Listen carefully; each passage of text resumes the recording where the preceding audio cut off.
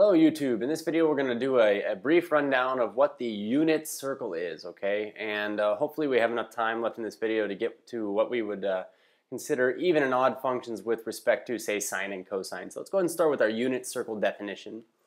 That is, let's consider a circle that has radius 1, and we're going to go ahead and let it be centered at the origin 0, 0. So we say this is defined by the equation x squared plus y squared is equal to 1, and pardon my notation up here, I have limited capabilities with typing in Photoshop. So let's go ahead and start by sketching what we mean by a circle centered at the origin with radius 1. So you're going to have to forgive me because this is a crude sketch, but in a moment we're going to go look at a very formal drawing of this. But we say, okay, so circle of radius 1 centered at the origin would look something like this egg-looking shape here. Excuse me. The nice thing about having a circle with radius 1 is the fact that we can necessarily define the trig functions of an angle. Okay, so let's say we had an angle in standard position here. Let me try to redraw that line a little bit better. We have an angle in standard position here, and we'll refer to this angle, of course, as angle theta. Now, our previous definition of sine, say sine, cosine, and tangent said, well, if we knew a point on the terminal side of this angle, then we would be able to find sine, cosine, and tangent just by saying, okay, well, I've got this point, and we'll call this point x comma y, and we could drop down in altitude, and then we would necessarily know that this is, the y dimension here, and then from here to here, we would say this dimension is x. Okay, so I don't want that line in there, but we say this is x, this is y, and then of course we've been calling this distance from the point back to the origin r, and we know r is always positive.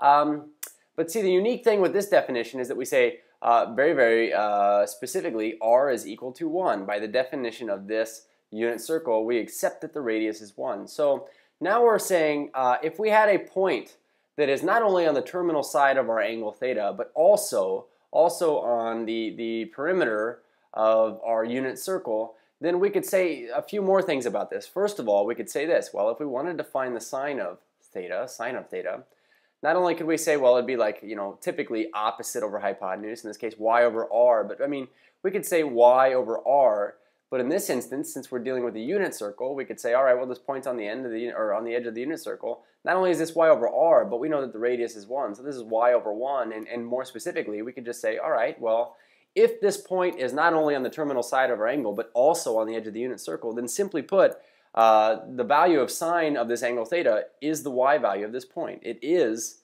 the same thing as this. Okay. So what I'm going to do is I'm going to say, all right, well, this point right here, as a matter of fact, we just discovered that the y value of this point means the same thing as sine theta. So let's go ahead and extend this to our x value here. We say, okay, so what if I wanted cosine of theta? Well, typically we say cosine is adjacent over hypotenuse with SOHCAHTOA. But with a trig definition of this, we say given a point on the terminal side, then the cosine of this would be x over the hypotenuse r. But more specifically, since we're dealing with the unit circle, we're saying that's the same thing as x over 1 because the radius is 1 here. And so we could build upon this definition and say, well then, if you're dealing with not only some angle theta, but it has a point xy on its terminal side, and that point also lies on the outside of the unit circle, and we say then cosine of the angle is equal to the x value of this point. It is the x value of this point here.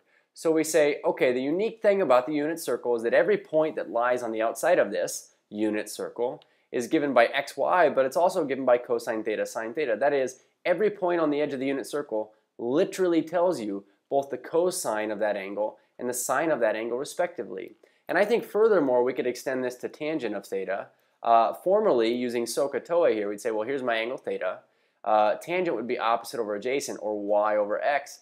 But from what we've just discovered, we know that y, if we're dealing with a unit circle situation, is the same thing as sine theta over x, which is the same thing as cosine theta. And really, if you've been doing some trig here, you know that this is just one of our ratio identities. This is a ratio identity, but it basically means this. If I gave us a graph of the unit circle, then we could just look at the points on the outside at a given angle to determine the sine, the cosine, and then therefore we can determine the tangent from there. And so yeah, so maybe I think it would be helpful here to maybe illustrate the unit circle, at least in the first quadrant, to give people an idea of what the heck we mean here. So we say, okay, so we have x and y, and I realize that the unit circle goes all the way around all 4 quadrants. Let me try to fix that arc a little bit here. But let's say we were just looking at quadrant 1 of the unit circle, okay? So I'm going to illustrate a few angles that we're very, very concerned with quite often here, but we say, okay, so we have a 0 degree angle, 0 degree. I'm going to write also, or 0 radians, okay? We also have a 90 degree angle, which would go directly up from here. We say 90 degrees. This is also the same thing as a half pi radian, or half of pi. Of course, pi radians would be 180 degrees. That'd be over here. So that's half a pi.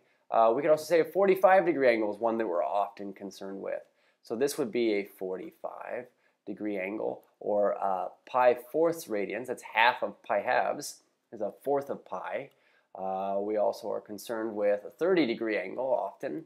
We say 30 degrees is what we're probably really familiar with. That is also a sixth of a pi radian. Remember, pi radians is just 180 degrees. So this is 30 degrees is a sixth of that.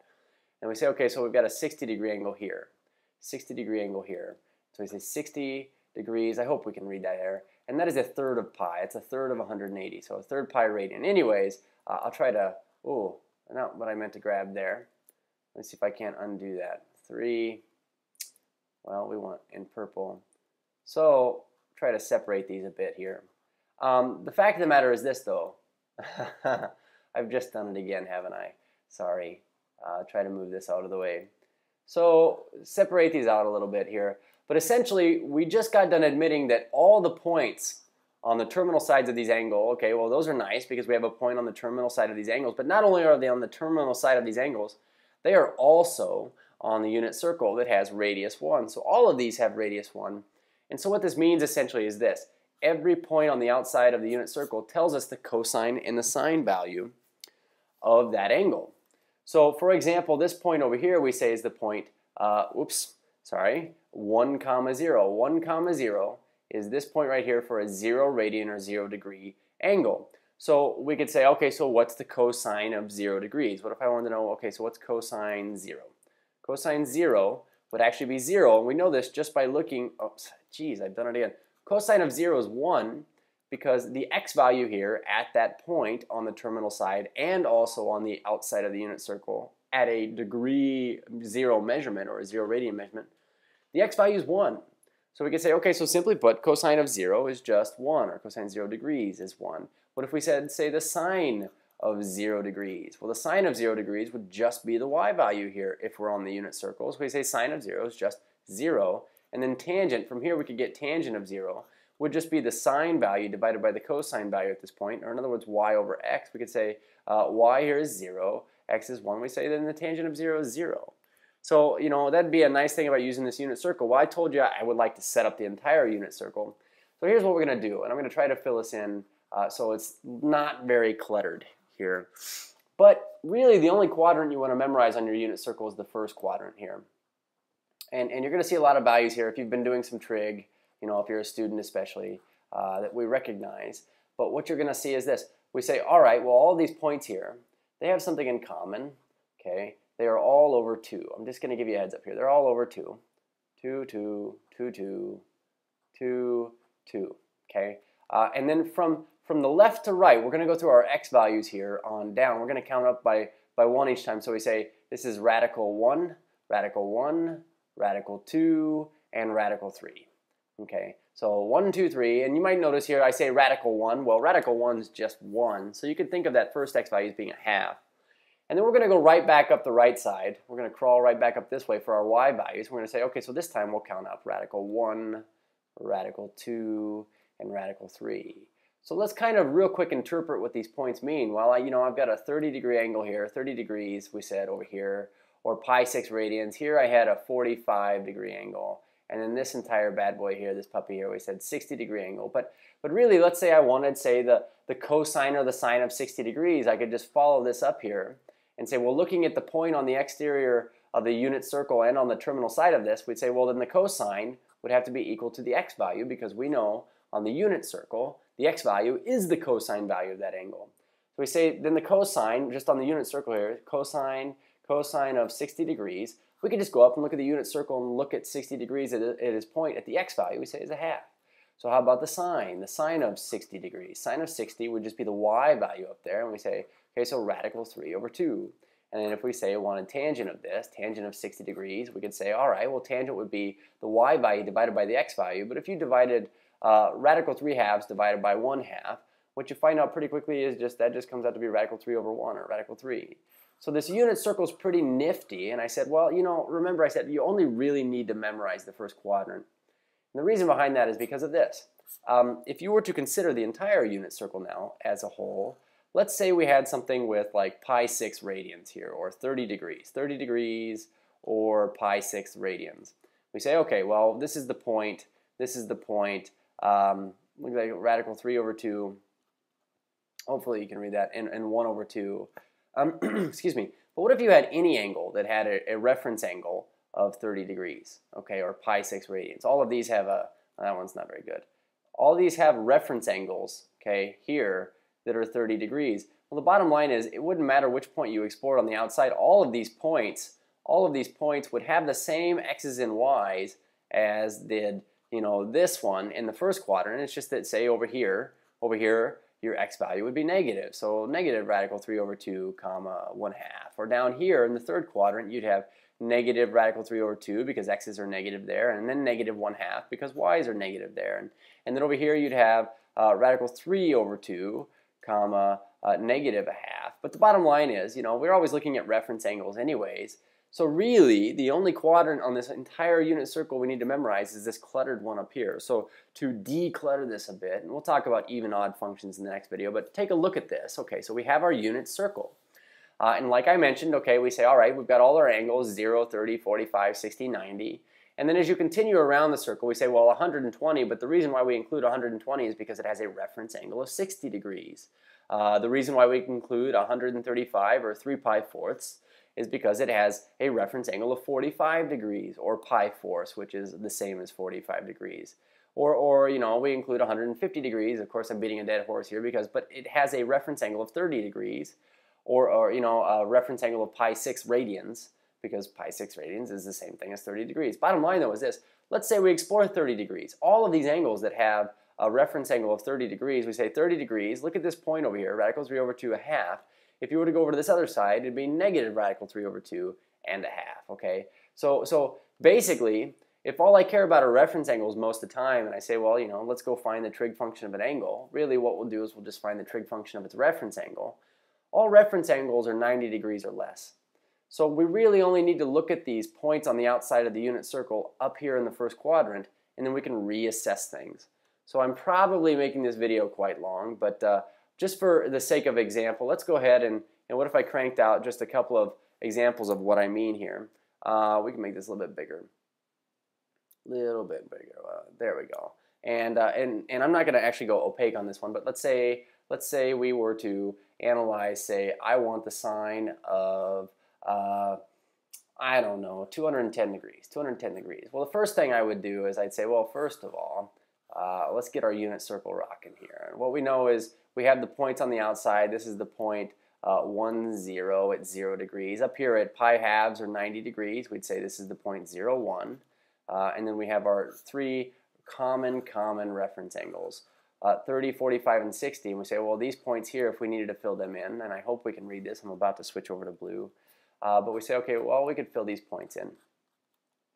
They're kind of easy to remember. They're all over 2 every single time. Over 2, over 2, over 2, over 2. And we know it goes 1, radical 2, radical 3, going down on our x's. And then back up, we say 1, radical 2, radical 3. But remember, all of these points on the outside, these are the cosine of that angle and the sine of that angle if we're dealing with the unit circle of radius 1.